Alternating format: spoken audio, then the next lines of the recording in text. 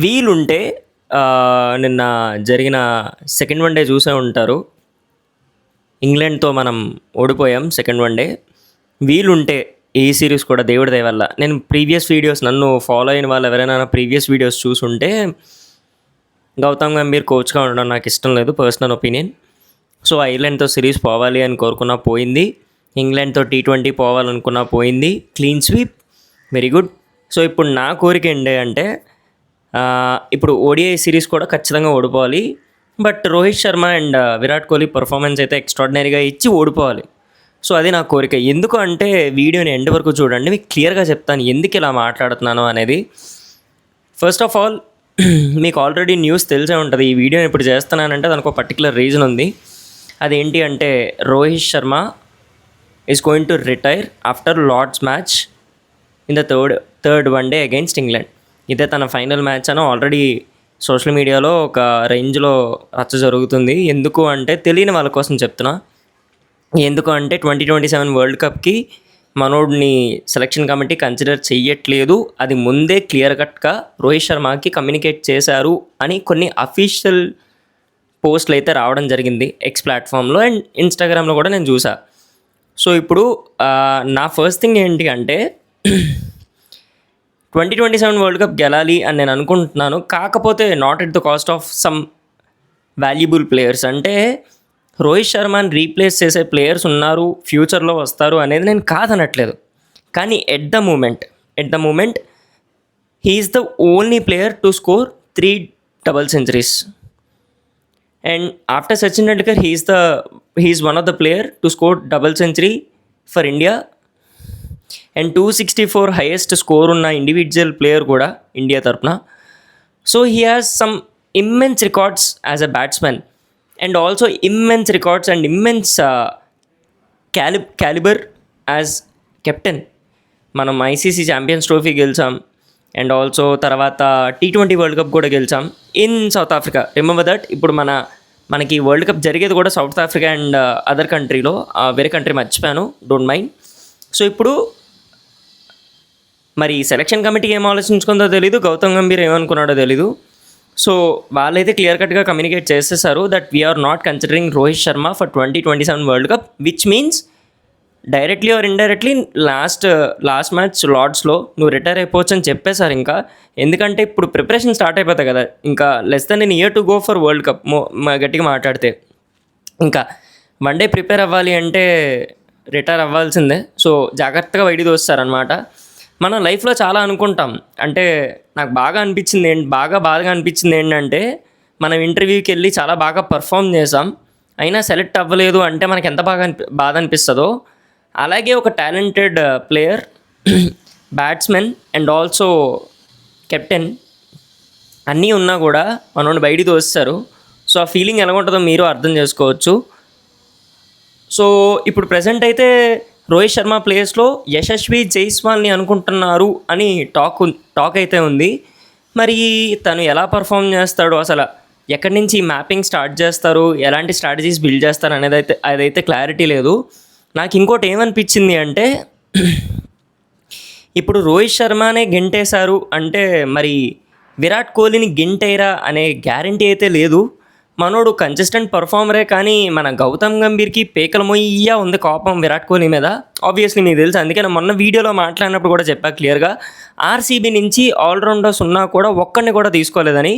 ఇప్పుడు వాషింగ్టన్ సుందర్ ఎంత బాగా ఆడుతున్నాడో మనందరికీ తెలుసు. Is one of the wonderful players అనమాట ఇండియన్ టీమ్కి.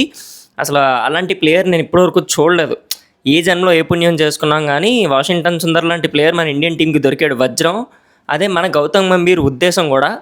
సో ఇప్పుడు విరాట్ కోహ్లీని కూడా తోసేసే అవకాశం ఉంటే అప్పుడు మరి విరాట్ కోహ్లీ ఫ్యాన్స్ ఎంత ఫీల్ అవుతారో ఏంటో అనేది అసలు మన ఊహకే అందదు. సో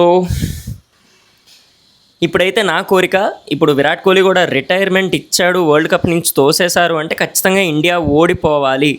ఇది నా పర్సనల్ ఒపీనియన్. ఎందుకు అంటే గౌతమ్ గంభీర్ ఖచ్చితంగా బయటికి వెళ్ళిపోవాలి. అంటే అసలు గౌతమ్ గంభీర్ రాకముందు ఇండియన్ క్రికెట్ టీం అంటే ఒక ఫ్యామిలీ, లిటరలీ ఒక ఫ్యామిలీ. సోషల్ మీడియాలో మనం ఎన్నో వీడియోలు చూసాం. అట్లీస్ట్ చూపించినంత వరకైనా ఫ్యామిలీలో మనం ఫీల్ అయ్యేలా చేశారు. మేబీ ఇంటర్నల్గా ఏమైనా ఉండొచ్చు, అది మనకి తెలీదు, మనం వెళ్ళి ప్రతిదీ చూడలేం కాబట్టి. కానీ టాలెంటెడ్ పీపుల్ ఉండేవారు. టాలెంటెడ్ బౌలింగ్ డిపార్ట్మెంట్ అంటే గుర్తొచ్చింది, సిరాజ్ని తీస్తారు. ఎందుకంటే వర్క్లోడ్ మేనేజ్మెంట్.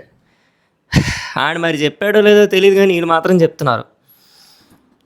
ఇంకా అలా మాట్లాడుకుంటూ పోతే చాలానే టాపిక్స్ ఉన్నాయి అబ్బా. అంటే మాట్లాడుతుంటే ఎక్కడెక్కడికో వెళ్ళిపోతుంది టాపిక్. కానీ నాకైతే లిటరలీ అసలు ఏం జరుగుతుంది ఇండియన్ క్రికెట్ టీంలో, ప్లీజ్ దయచేసి దేవుడు అనేవాడు ఉంటే ఈ గౌతమ్ గంభీర్ని, అజిత్ అగాకర్ని ఎంత త్వరగా వీలైతే అంత త్వరగా ఇండియన్ క్రికెట్ టీంకి దూరంగా పెట్టు అని కోరుకుంటున్నా. బట్ చూడాలి మరి దేవుడు ఏమంటాడో. బట్ విరాట్ కోహ్లీ కూడా రిటైర్మెంట్ ఇచ్చేసాడు, ఇంకా వీళ్ళు ఫోర్స్ఫుల్గా తీసేసుకున్నారు అంటే I really wish that India should definitely lose world cup. ఎందుకు అంటే చెప్తున్నాను కదా, వాల్యుబుల్ ప్లేయర్స్ని వదిలేసి కప్పులు కొట్టేసేంత సీన్ అయితే మనకు లేదు. సో అట్లీస్ట్ కప్పు కొట్టారనుకో, గౌతమ్ గంభీర్కి మళ్ళీ కొమ్ములు వచ్చేస్తాయి. వామో ఆడిని అసలు పట్టలేము. నేను అసలు ఆడేమంటాడంటే, నేను ప్లేయర్గా సాధించలేని కోచ్ అయి సాధించాను, కొంతమంది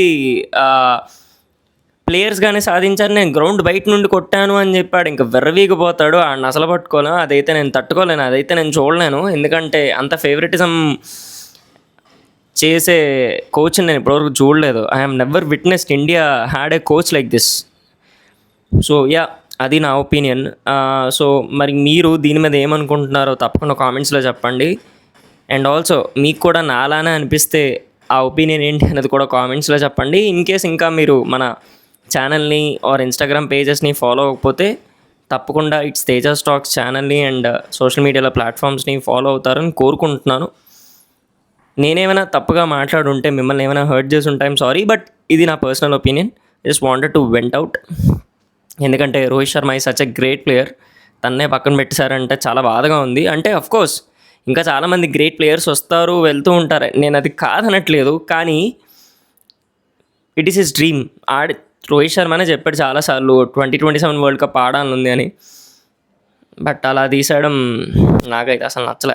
అంటే పర్ఫార్మెన్స్ లేకపోతే తీసేయడంలో తప్పులేదు, కానీ పర్ఫార్మెన్స్ ఉండి టాలెంటెడ్ కెప్టెన్ అయి ఉండి ఇలా చేయడం అసలు కరెక్ట్ కాదేమో అనిపిస్తుంది. It's not really a good sign for Indian cricket team. నేను చెప్తున్నాను కదా, విరాట్ కోహ్లీ కూడా అలాగే చేస్తే మాత్రం I truly wish India should not win 2027 world cup. ఇంకా బెటర్ డిజర్వింగ్ టీమ్స్ ఉన్నాయి, వాళ్ళు గెలిస్తే చూడాలనుంది. అఫ్కోర్స్ సౌత్ ఆఫ్రికా వాళ్ళ హోమ్ గ్రౌండ్లో వాళ్ళు కప్ ఎత్తితే అదొక ఆనందం. చాలామంది ఇండియన్ క్రికెట్ ఫ్యాన్స్ కూడా చాలాసార్లు అలాగే మాట్లాడారు. సో యా, బట్ వాషింగ్టన్ సుందర్ని ఇప్పటికీ ఎందుకు తీసుకున్నారో నాకైతే ఆన్సర్ లేదు. మీ దగ్గర ఏమైనా ఆన్సర్ ఉంటే తప్పకుండా కామెంట్స్లో చెప్పండి, అది కూడా చూస్తా. ఒకవేళ లేదు, మీకు కూడా నాలాగే వాషింగ్టన్ సుందర్ ఒక అద్భుతమైన ప్లేయర్ అనిపించినా చెప్పండి. So yeah, this is my opinion about Rohit Sharma's retirement and other things about Indian cricket team that is really happening. Thank you.